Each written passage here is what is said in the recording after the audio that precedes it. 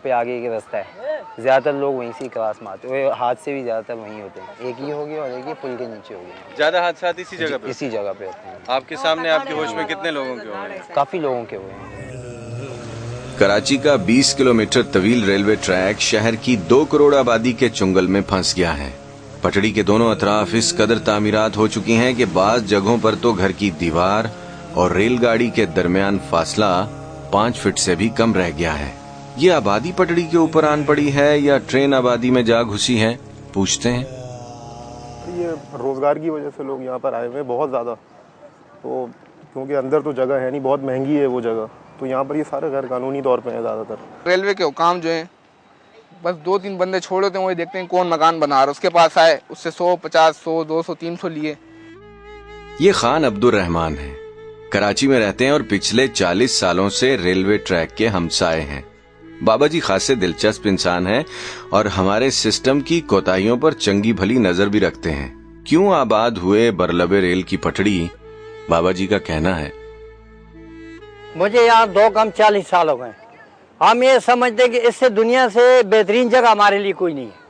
नहीं, दुनिया में बेहतरीन जगह तो है, लेकिन मैं ये कह रहा हूँ, देखिए गाड़ी किस तरह से आबादी के बीच में। नहीं तो ये तो इसका ट्रैक है, ये बरतानिया गवर्नमेंट डाल गई है, ये जा रहे हैं, इसका अपना रास्ता है, हमारा अपना रास्ता है।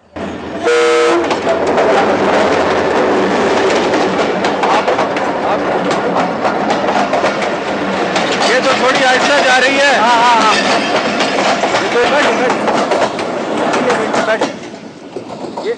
ये तो कुछ थोड़े से आसानी से गुजर गई है। हाँ। तो ये है कि हमारी मजबूरियाँ सोसाइटी में तो हम ले नहीं सकते, डिफेंस में नहीं ले सकते। वो ये है कि 1-2 कमरे किराए पे दिए हुए हैं, कुछ पेंशन मिलती है तो हम बच्चे पालते हैं। रहमान साहब, ये खरीदा आपने घर? ये कब्जा ही समझ लें आप।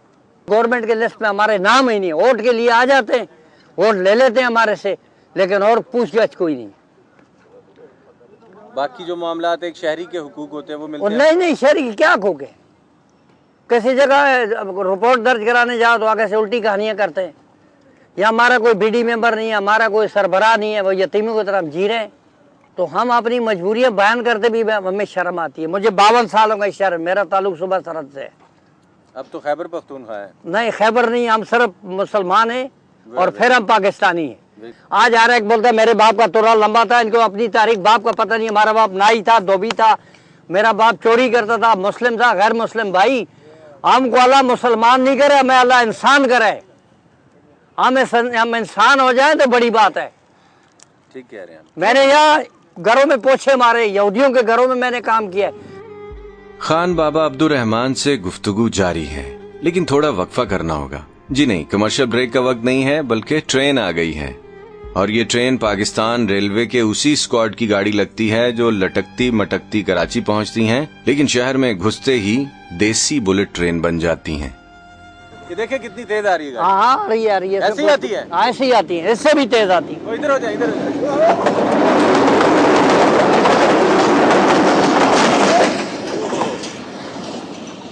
ये तो 40-42 गाड़ियाँ आपके घर के पास से गुजरती होंगी तो बेड़ा गर्क हो जाता होगा। रात को कम से कम 100 किलोमीटर पे गाड़ी गुजरती है तो मालूम होता है कि जलजला हो रहा है। 100 किलोमीटर की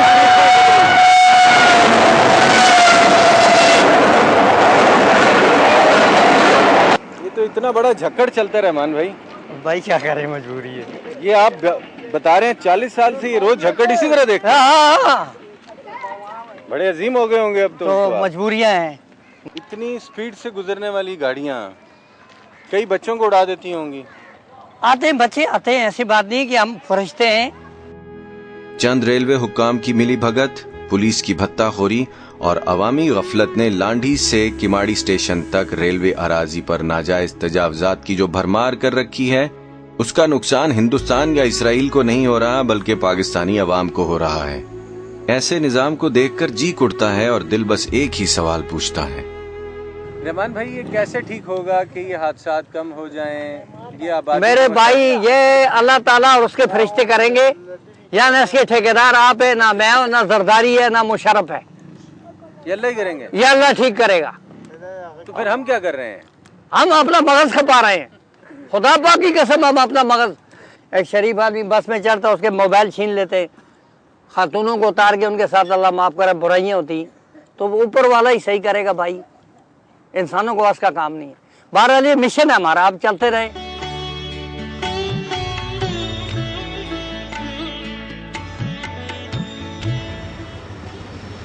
जिंदगी के हर शोबे में बेहतरी की गुंजाइश हमेशा रहा करती है, लेकिन हमारे यहाँ करप्शन और नाइंसाफियों ने ऐसी तरक्की की है कि उनके खात्मे के लिए कभी कोई बेहतरी का काम नहीं हो सकता। हमारे यहाँ करप्शन के खात्मे के लिए कभी किसी ने काम ही नहीं किया। जो काम करने के लिए आया या तो ठिकाने लगा दिया गया या किसी ट्रेन पर बिठाकर रवाना कर दिया गया।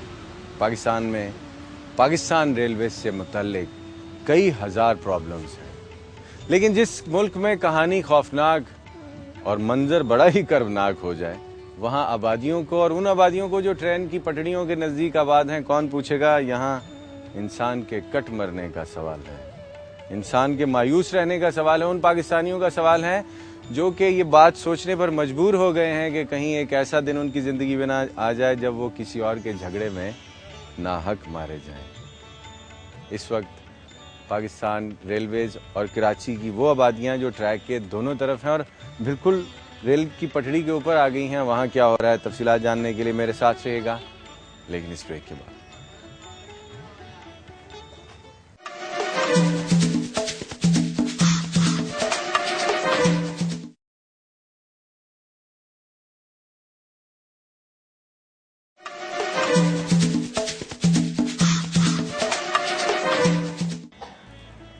ब्रेक से पहले हम कराची के उन रिहायशियों के साथ बातचीत कर रहे थे जो किसी तरह से रेलवे ट्रैक के दोनों अतराफ आकर आबाद हो गए। इन लोगों ने यहाँ आबादकारी तो कर ली है, लेकिन मैंने अपनी आंखों से देखा है कि उम्र भर इन लोगों को ख़तरों का खिलाड़ी बनकर जीना पड़ता है। गुर्बत और मजबूरियाँ इन लोगों को ज़िंदगी भर रुलाती रहती हैं। इस सारी मिजरी में सरकार का ज़रूर कसूर है, लेकिन सारे का सारा हुकूमत का ज़िम्मा नहीं है। किसी हद तक कसूरवार हम खुद भी हैं।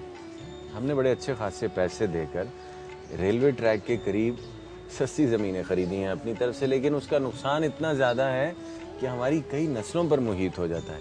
इस वक्त कराची में लांडी जंक्शन से कैंट स्टेशन तक जो 25 किलोमीटर का एक लंबा चौड़ा रास्ता है, फासला है, वहाँ दोनों तरफ की आबादियों में पाकिस्तान रेलवेज़ की 30-40 ट्रेन दिन भर में गोली की रफ्तार से गुजरती हैं। शहर में कैसे दंदनाती फिरती हैं ये ट्रेन, तफसीलात जानने के लिए मेरे साथ रहिएगा।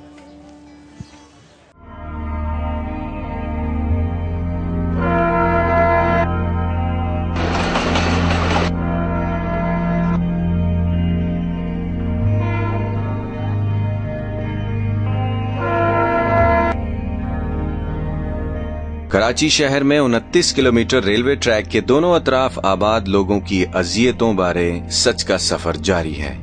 मेरी अगली मंजिल है शाहराह फैसल के पिछवाड़े बरलबे पटड़ी खेलने वाले ये बच्चे जो बीच ट्रेन के रास्ते धमा चौकड़ी कर रहे हैं। ट्रेन इस कॉलोनी में किस रफ्तार से दाखिल होती है, सबसे पहले जरा ये मुलाहिजा कीजिएगा। यहाँ पे सारे गरीब लोग रहते हैं, ये जितने भी हैं सब किराए के मकान में रह रहे हैं। ट्रेन हादसा बहुत होते हैं यहाँ पे उमर कॉलोनी में। उमर कॉलोनी में तो यहाँ कोई रोकता नहीं है कि बच्चे बिल्कुल देखिए सामने आ गए, जानवर भी, किसी ने मोटर बाइक लेके जानी है वो भी ट्रैक से जा रहा है। फाटक वाटक का निज़ाम नहीं है यहाँ? नहीं, यहाँ पे पहले एक फाटक था, जब से ये पुल बना उसके बाद जो ख़त्म कर दिया इन लोगों ने। MNA कौन है आपके इलाके का? हमारे इलाके के MNA है जाहिद सईद साहब। अच्छा जी। तो कभी उनको बताया आपने कि इलाके के अंदर ये प्रॉब्लम है? उनको पता है, लेकिन कोई वो एक्शन ही नहीं लेते यहाँ पे आके, ना इस बारे में सोचते हैं वो। अच्छा, कितने हादसा आपके सामने हुए? 15 से 20 मेरे सामने हुए यहाँ पे। इसी ट्रैक पे 15-20 हादसा हुए आपके सामने? जी। तो जब हादसा हो जाता है तो कौन जिम्मेदार उसका बनता है? उसके वाली वारिस ही आते हैं। खुदकुशियाँ मैंने सुना बहुत होती हैं। कम होती हैं, इतनी नहीं होती खुदकुशी। ज़्यादातर लोग क्रॉस करते हुए जैसे बैठे हुए यहाँ पे, उनको पता ही नहीं चलता, आवाज़ भी देते रहो, लेकिन बस एक आई हुई होती है तो पता नहीं चलता। ये रोज़ ट्रेन इसी तरह इतनी स्पीड में गुजरती हैं? जी, इसी तरह गुजरती है, इसी स्पीड में। तो ये अभी गुजरेगी इसी तरह तेज रफ्तारी से? जी। बहुत सारे हादसा हो जाते होंगे? जी बिल्कुल, बहुत। ये देखते हैं यहाँ, ये भी देखते हैं किस स्पीड से गुजरती हो गॉड।